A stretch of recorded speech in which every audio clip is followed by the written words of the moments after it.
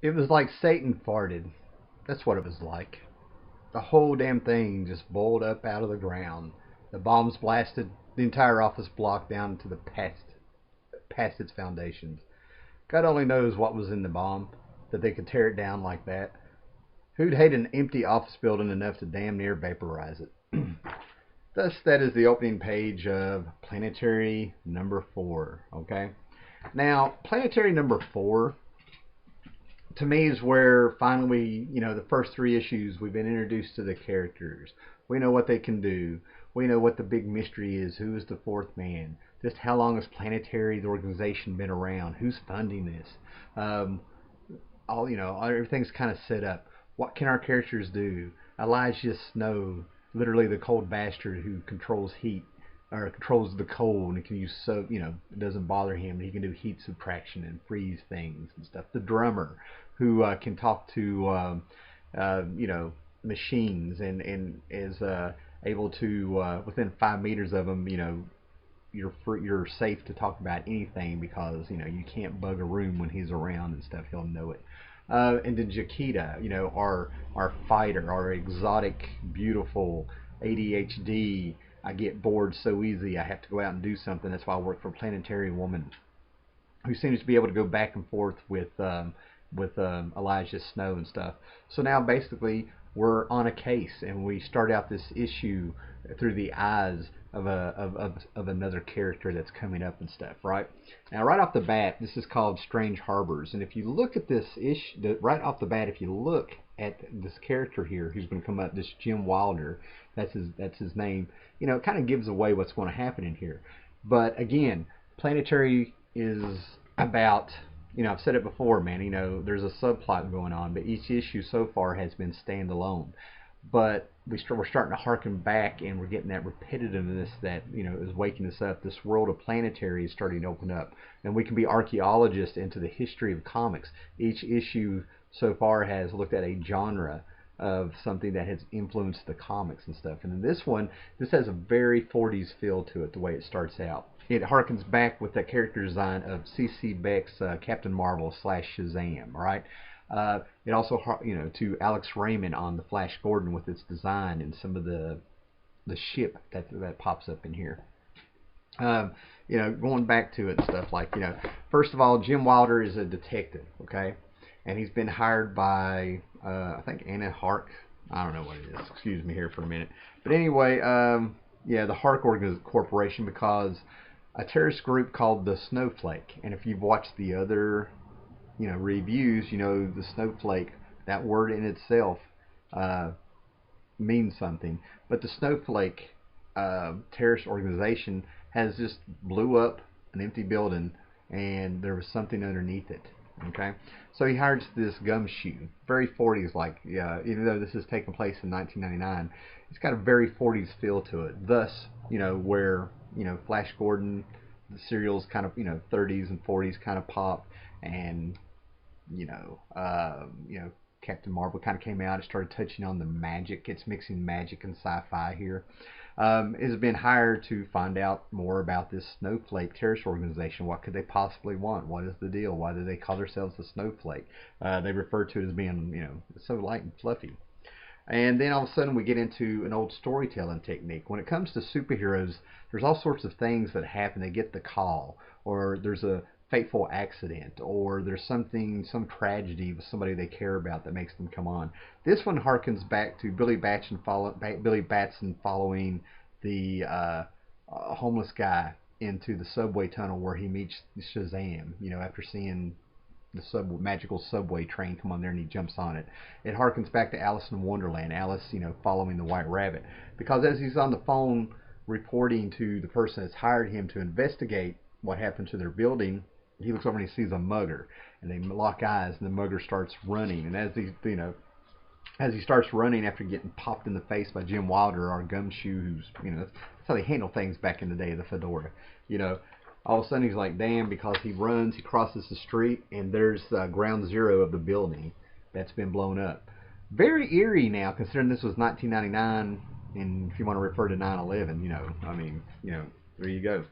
So he runs across the street. He breaks through the mugger breaks through the police tape, and he breaks through the guys in the hazmat outfits, and what happens? There is Planetary inside the tent at Ground Zero. He runs in there, and they're all looking at this structure that's half buried in the ground. That's what was underneath the building. You know, if you look at it real close, it's very lightning bolt shaped, much like Captain Marvel. So the mugger runs around the structure, and our detective jumps on top of it. And as soon as his foot is on top of it, man, he is transported to some kind of wonderland. We see a big flash of light. You know, Drummer gets all mad because he's the technology guy and he can't read this thing or figure out how it works. And Jim Wilder is now inside this ship. And there we go, man. You know, so we see more characterization. We've got a plot. We're hooked, you know, and all of a sudden, you know, oh, it's just so freaking good. It reeks a little bit of the TARDIS with Doctor Who, even, you know. So anyway, 5 days later, Jim Wilder wakes up. Planetary has been observing him and taking care of him. He's woke up with this lightning bolt jagged line of a scar on him, and they're wanting to know what's going on. And we see Doc Brass walk by on his stilts, on his canes and stuff, and they lock eyes and stuff. You know, so now we have our world. We're starting to get some reoccurring characters. You're like, oh my gosh, he's back. So what happened and stuff. And that's just the magic of this, man. It's referring to that early boys fiction kind of magic thing where, you know, you become something more than you are. It refers back to those days of the 40s in my eyes. This is how I interpret it, you know, of Sam Spade, a little bit of Humphrey Bogart, but it's always, you know, the police detective or things like that. You know, our character, you know, the Guardian was, you know, the Guardian, Jack Kirby's The Guardian was a beat cop and stuff, and Jim Corrigan, who became the Spectre, you know, he was a detective, and so on and so forth. You know, it's just got that really cool feel. And of course, with the design of Jim Wilder and stuff, man, there's no doubt in my eyes that he's very Flash Gordon-like with the Buster Crabbe looks and hair and things like that. You know, you compare the two. And that's the magic of John Cassidy. This is the magic of Warren Ellis writing something like this. You know, it's spot on. You can read more into it. Now, does it say a whole lot? Not really, man, but it's definitely progressing the story, because now we're starting to understand that a lot of the secret history of this world, of our world, that's there is going back to the concept of the snowflake. You know, it doesn't spell it out to you. It's still a mystery. How did this get here? How did this happen? Where did the monsters on Island Zero come from? What is this strange structure that's underneath this building? What's it doing there? Who was Snowflake? Was it Planetary that blew up the ship because it just happened to be empty? Some of these questions never get answered, but it still progresses the story and stuff. So anyway, Jim Wilder starts explaining what's going on when he was in the ship. It turns out it's a ship, and it's a ship that crashed on Earth in the day of the dinosaurs.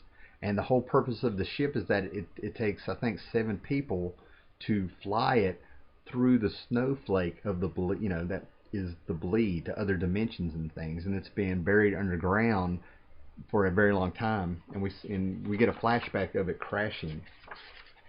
The ship actually talks to Jim Wilder. It shows him the snowflake again, going all the way back to issue 1.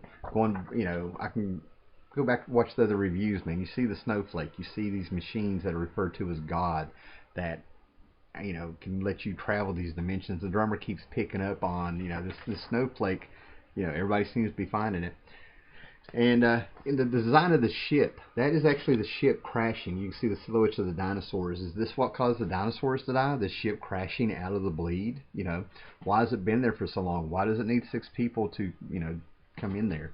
And it's, you know, its design is very Flash Gordon-like, very you know, bulky and round, more of a, you know, empty tube. You know, not.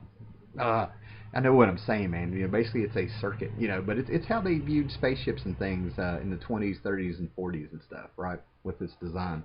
And it took Jim Wilder, and, you know, after explaining to him what it needed and what the ship's purpose was and how it's been stranded there for so long, he more or less agrees to find the 6 other people and to explain it to them. And when you start looking at this costume, he's given up his humanity for these powers. He's transformed, much like a boy, into, you know, a man with the power of the gods and things.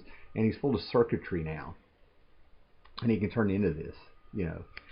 And Jaquita actually steps up and, you know, isn't really for this in a way, and Elijah is definitely not for this. And you get to know more about their characters and things. I'll leave that up to the reading for you and stuff, right?